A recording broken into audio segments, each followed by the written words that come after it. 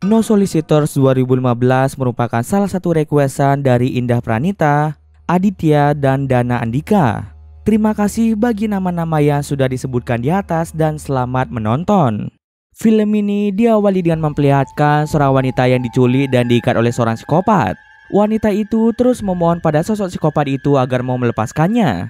Akan tetapi psikopat itu tidak mau mendengarkan si wanita tersebut. Tanpa berlama-lama lagi, psikopat itu mulai memotong daging wanita itu secara perlahan-lahan hingga membuat wanita itu menangis kesakitan.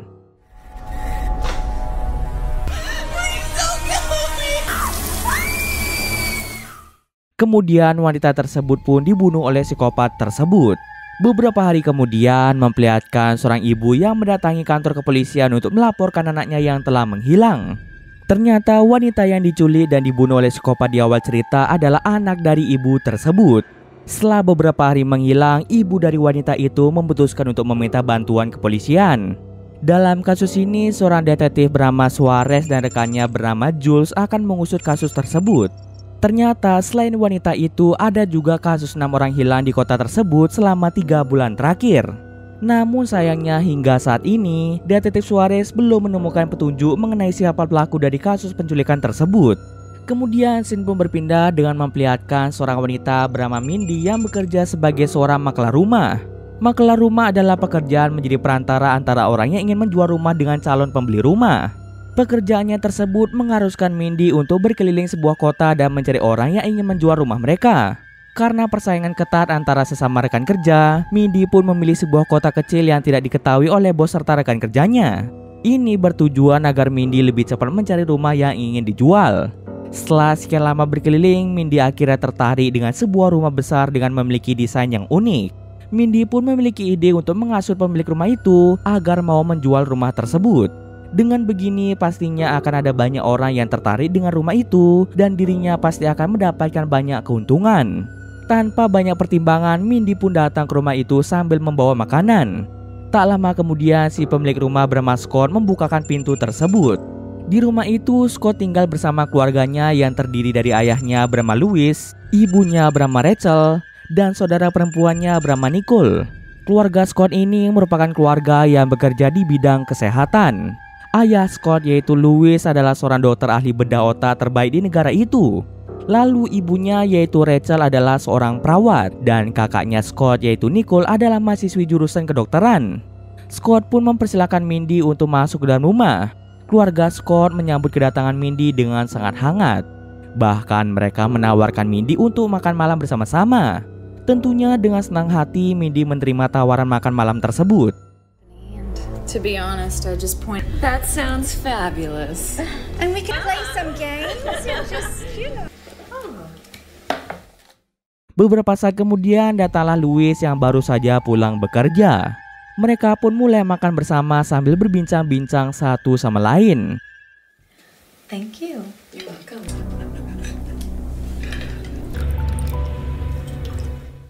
Setelah makan, Scott memberikan minuman anggur untuk Mindy dan Mindy pun langsung meminum minuman tersebut. Namun tak lama setelah meminum anggur itu, Mindy mulai merasakan pusing pada kepalanya dan lama-kelamaan dia mulai kehilangan kesadaran. Sound right. I did not mean you were a brain surgeon. When you say real. Setelah Mindy pingsan, Scott, Nicole, Louis, dan Rachel segera membawanya ke ruang bawah tanah. Selain Mindy, ternyata di ruang bawah tanah itu terdapat beberapa orang yang disekap tengah berbaring di kasur operasi. Terungkaplah sebuah fakta mengejutkan bahwa sebenarnya keluarga Scott ini merupakan keluarga psikopat kanibal. Seorang wanita yang dibunuh di awal cerita itu merupakan salah satu dari korban mereka. Lalu terungkap juga bahwa ternyata keluarga Scott ini memiliki bisnis sampingan yaitu menjual organ tubuh manusia secara ilegal. Tak hanya itu saja, mereka juga sangat gemar memakan daging manusia. Setiap kali ada orang yang memesan organ tubuh, Scott dan keluarganya akan mengambil organ tubuh dari manusia yang telah mereka tangkap. Tidak sampai di situ saja, mereka juga akan mengambil daging korban mereka sedikit demi sedikit untuk dijadikan bahan makanan. Bisnis ilegal tersebut sudah lama mereka jalankan dan jumlah uang yang mereka hasilkan dari bisnis ini sangatlah fantastis. Bahkan bisa dikatakan uang dari bisnis ilegal itu melebihi gaji Louis sebagai seorang dokter ahli bedah otak. Alasan mengapa sampai saat ini bisnis mereka belum diketahui adalah karena setelah korban mereka meninggal, mereka akan menghancurkan dan menghaluskan tulang dari korban mereka untuk dijadikan sebagai pupuk tanaman. Dengan begini, mereka tidak perlu repot-repot membuang sisa mayat dari korban mereka, dan polisi pun tidak akan mencurigai keluarga mereka. Setiap beberapa tahun, keluarga Louis akan pindah ke kota lain, sehingga polisi tidak dapat melacak keberadaan mereka. Kebanyakan korban mereka adalah orang-orang yang datang ke rumah itu untuk menawarkan barang dagangan. Contohnya saja seperti sales yang menawarkan barang. Keenam orang yang dinyatakan menghilang di kota itu merupakan orang-orang yang telah mereka tangkap dan disekap di sana. Akan tetapi sebagian dari 6 orang itu telah dibunuh oleh keluarga Louis. Setelah membawa Mindy ke ruang bawah tanah, mereka pun segera melakukan operasi pengambilan ginjal dari seorang korban bernama Jack. You have the donor carrying case. Skin retractor? Excellent, surgeon. Good work, sweetheart. This is a good specimen. Setelah berhasil mendapatkan ginjal tersebut, Scott langsung menyuruh salah satu anak buahnya untuk mengirim ginjal tersebut ke rumah sakit agar bisa diberikan kepada pelanggannya. This is the organ. I'm so sorry to say. Sore harinya, Nicole pergi ke supermarket untuk membeli bahan makanan. Saat dalam perjalanan pulang, tiba-tiba saja Nicole diserang oleh pria tak dikenal.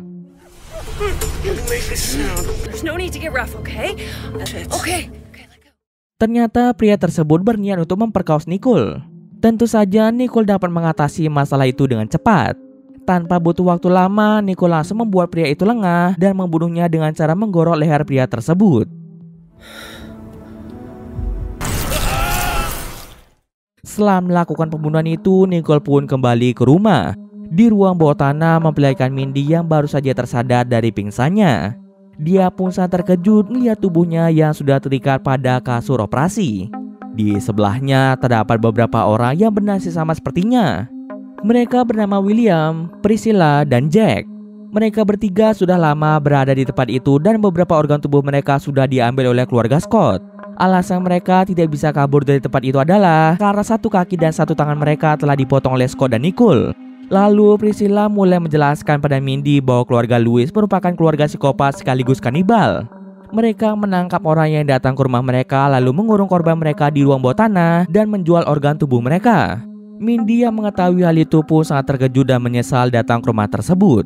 Mindy terus berteriak meminta tolong, tapi sekeras apapun dia berteriak, suaranya tidak akan terdengar sampai keluar rumah. Tak bisa lama datanglah Nicole dan Scott yang berniat untuk mengambil satu tangan dan satu kaki Mindy. I'll check their... We have a family business to run. Kemudian mereka berdua segera membawa Mindy ke ruang operasi dan di sana Scott mulai memotong satu kaki dan satu tangan Mindy untuk dijadikan makan malam.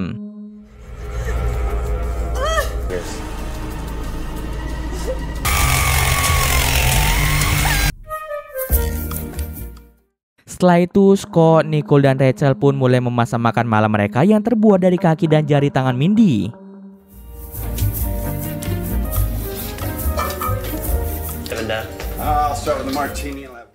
Di tempat lain, tepatnya di kantor polisi, Schwartz dan Jules menerima laporan penemuan mayat. Mereka berdua pun langsung datang ke lokasi mayat itu untuk melakukan penyelidikan. Ternyata mayat itu merupakan mayat dari pria yang dibunuh oleh Nicole sebelumnya. Di sekitar mayat itu hanya ditemukan sebuah cincin milik seorang wanita. Jules pun menyimpulkan bahwa pelaku pembunuhan itu merupakan seorang wanita. Jules mulai mencari tahu tentang cincin itu dan pada akhirnya dia mendapatkan alamat dari toko perhiasan yang menjual cincin tersebut. Rencananya mereka akan pergi ke toko perhiasan besok dan mencari tahu alamat rumah dari si pembeli cincin tersebut. Kemudian Schwartz dan Jules pergi berkeliling ke sekitar rumah warga untuk menanyakan tentang ke-6 orang hilang yang belum ditemukan hingga saat ini. Kembali lagi ke keluarga psikopat.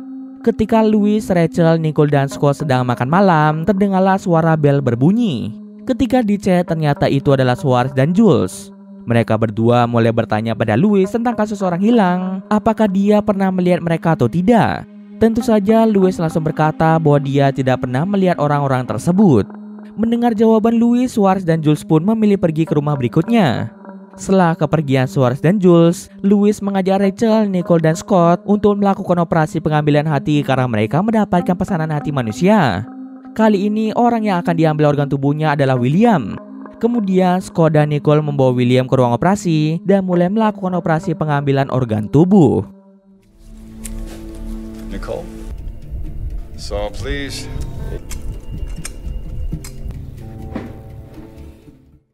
Keesokan harinya memperlihatkan Suarez dan Jules yang pergi ke toko perhiasan untuk meminta alamat dari pembeli cincin itu.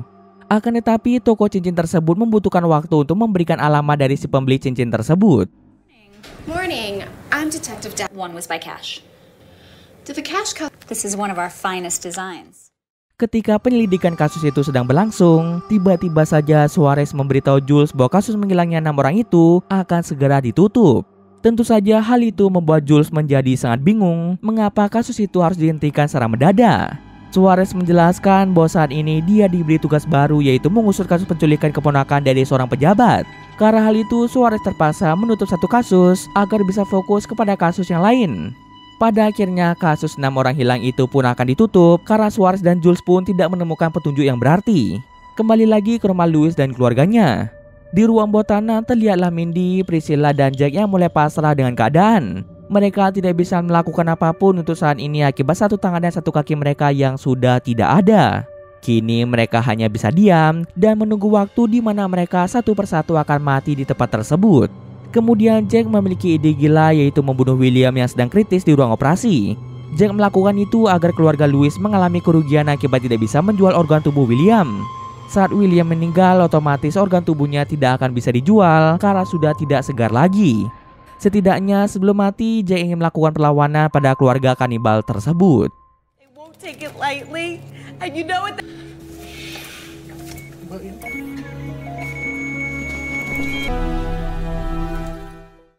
Beberapa jam kemudian, Scott dan Nicole pun pulang ke rumah. Mereka pun sangat marah pada Jack yang dengan beraninya membunuh William. Akibat perbuatan Jack, dia pun harus menerima konsekuensi yang menyakitkan. Scott dan Nicole segera membawa Jack ke ruang operasi, dan di sana mereka mulai menyiksa Jack hingga Jack pun meninggal dunia.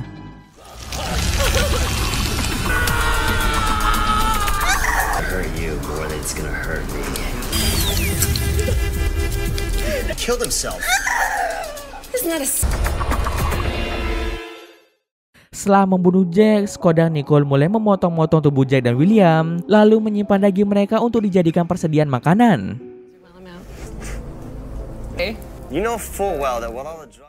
Malam harinya saat sedang bersantai di rumah, keluarga Louis kedatangan seorang tamu bernama Jean. Jean adalah seorang penjual parfum yang berjualan dengan cara berkeliling dari rumah ke rumah. Tentu saja hal ini pun sangat menguntungkan bagi keluarga Louis. Mereka pun mempersilahkan Jean untuk masuk ke dalam rumah. I could stay here forever with your sitting here wondering the same about Nicole. Di sana mereka pun membuat Jean pingsan dengan memberikannya minuman yang telah diberi obat bius. Ketika Jean sedang pingsan, Scott dan Nicole segera memotong satu kaki dan satu tangannya sehingga Jean tidak akan bisa kabur dari sana. Ketika berada di ruang bawah tanah, Priscilla dan Mindy memohon pada keluarga itu untuk melepaskan mereka. Louis pun menjelaskan bahwa mereka tidak akan membiarkan Priscilla dan Mindy untuk kabur dari sana. Lagi pula dengan organ tubuh Mindy dan Priscilla dapat menyelamatkan banyak orang di luar sana yang membutuhkannya. Louis malah menyalahkan Mindy dan Priscilla yang mengabaikan peringatan di depan rumah mereka yang bertuliskan no solicitors. Tanda itu merupakan peringatan supaya sales, makelar atau pekerja yang menawarkan barang ke rumah tidak datang ke rumah tersebut. Namun kebanyakan korban malah mengabaikan tanda itu dan akhirnya mereka pun menjadi korban dari kekejaman keluarga Louis. Dengan begini, Mindy dan Priscilla pastinya akan mati di tempat tersebut. And if you think about it, you can't be serious. You steak that comes in a packet. Kemudian pada malam harinya, seorang pencuri wanita masuk ke dalam rumah Louis. Tanpa sengaja dia pun masuk ke ruang bawah tanah dan bertemu dengan Mindy. Mindy pun meminta tolong pada wanita itu untuk menyelamatkannya, namun sayangnya Nicole melihat kejadian tersebut. Lalu terjadilah pertarungan antara wanita itu dengan Nicole. Can you help us get out of here? I'm Santa Claus. I don't know what... Behind you! Sialnya, wanita itu berhasil kabur dari rumah Louis. Tentu saja hal itu membuat Nicole menjadi cemas karena bisa saja pencuri wanita itu akan membocorkan rahasia tentang keluarga Nicole. Kemudian Rachel pun meminta Nicole untuk tidak khawatir karena semuanya akan baik-baik saja. Kemudian pada malam berikutnya, Scott, Nicole, Rachel, dan Louis sedang mempersiapkan makan malam untuk menyambut sepupu mereka yang akan datang ke rumah. Beberapa saat kemudian, sepupu mereka pun datang yang ternyata dia adalah detektif Suarez. Tanpa diketahui semua orang, Detektif Suarez adalah seorang psikopat dan juga kanibal. Ternyata alasan sebenarnya Detektif Suarez menutup kasus 6 orang hilang itu adalah untuk melindungi bisnis ilegal milik Louis. Ini semua dia lakukan karena perintah dari Louis itu sendiri. Dengan adanya Suarez sebagai detektif di kepolisian, maka bisnis ilegal milik Louis akan tetap aman dan tidak akan diketahui oleh polisi. Maksud kedatangan Suarez ke sana dikarenakan Louis yang ingin memberinya tugas untuk menangkap pencuri wanita yang sebelumnya masuk ke rumahnya. Selain itu, Suarez juga membawa cincin milik Nicole yang sempat terjatuh sebelumnya. Yeah? Well, how could I say no? Huh? Now, you young lady got... No problem. Beberapa hari kemudian, Louis dan Rachel memberikan pengumuman penting pada Scott dan Nicole. Mereka sudah memutuskan untuk pindah ke kota lain dan memulai bisnis ilegal mereka di kota baru. Tentu saja kabar itu membuat Scott dan Nicole menjadi sangat senang. Kemudian mereka pun mulai memindahkan barang mereka ke rumah baru. Sebelum pindah rumah, mereka sudah membunuh Priscilla dan Mindy, lalu organ tubuh mereka telah dijual ke rumah sakit. Scene akhir memperlihatkan keluarga Louis yang telah tinggal di lingkungan baru. Di sana mereka pastinya akan memulai kembali bisnis ilegal mereka dan cerita pun selesai. Oke, mungkin sekian dulu video kali ini. Jika ada salah, gue maaf. Oke, see you next video guys.